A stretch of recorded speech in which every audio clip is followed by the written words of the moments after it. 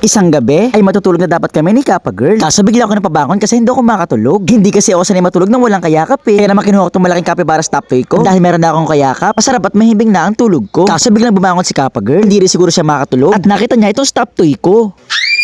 O Kappa Girl, bakit? Bakit ka sumigaw?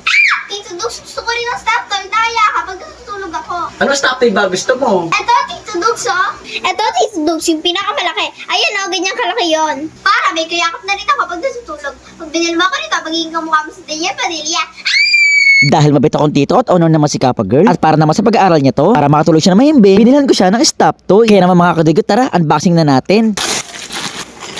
Tenen! So mga kadugyot, eto na yung stop toy na pinapabili sa akin ni Kappa Girl para meron rin siyang kayakap pag matutulog siya sa gabi. Grabe mga kadugyot, eto na yata pinakamalaki, pinakamabigat na stop toy na binili ko para kay Kappa Girl. Grabe oh, siksik, nasiksik talaga siya, ang laki. Grabe mga kadugyot, sobrang laki talaga nito. Tingnan nyo, parang talaga ako may buhat na bata. Sigurado ako pag nakita to ni Kappa Girl, matutuwa yun. Kaya naman tara, i-surprise natin siya, tingnan natin kung ano magiging reaction niya.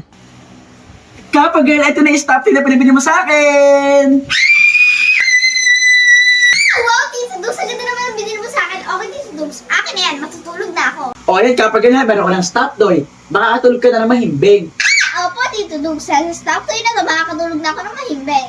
Okay, Tito Dugs, tulog na tayo. Dahil nga pares na kami may stop toy, pares na mahimbing ang tulog namin. At kinabukasan pagising ko, wala na si Kappa Girl. Kaya naman nagmadali na akong bumangon kasi baka pumasok na siya sa school. Hindi nga ako nagkamali. Siguro ipapakita niya sa classmate niya yung stop toy niyang napakalaki. Okay, Kappa Girl, ingat. Isang umaga, habang nag-edit ako ng video, ay biglang lumapit sa akin si Kappa Girl. O bakit Kappa Girl? Ano yun? Tito Dugs, naalala mo ba to? Ito yung una na niregalo ko sa'yo dati. O Kappa Girl, naalala ko, di ba? Binigay mo sa akin to para pag paganda ako mag-edit, matutulog na lang akong ganito. O, di ba, Tito Dugs, maganda yan? O Kappa Girl, take nga para sa regalo mong Pikachu ng unan. Total, Tito Dugs, honor naman ako. Regaluhan mo rin ako. Gantong unan din, pero sinamorol. Eto, oh. Eto, Tito Dugs, si sinamorol, oh. Inaanto kasi ako sa school, eh, kaya kailangan ko niyan. Pag binili mo ako niyan, magiging kamukha mo si Daniel Padilla. Dahil mabait akong tito at honor naman si Kappa Girl, para naman sa pag-aaral niya to para di siya mapagod sa school. Kaya ito, binila ko siya ng unan. Kaya naman mga kadugyot, tara, unboxing na natin.